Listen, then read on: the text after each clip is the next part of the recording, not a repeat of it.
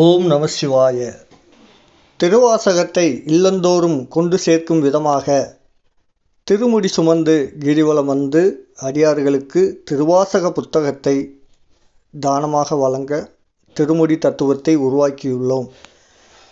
அதன்படி இந்த திருமுடி பையில் இருக்க வேண்டிய 5 பொருள்களை பட்டியலிடுகின்றோம்.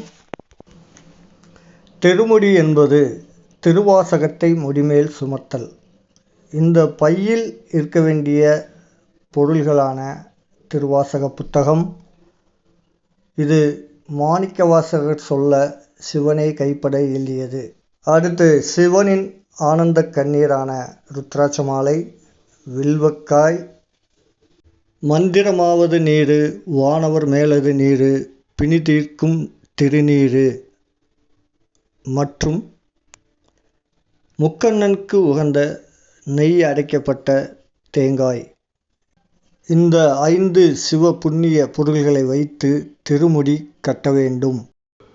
திருமுடி சுமந்து கிரிவலம் வந்து திருவாசக புத்தகத்தை இல்லாத அடியார்களுக்கு தானம் கொடுக்க வேண்டும். திருச்சிற்றம்பலம்.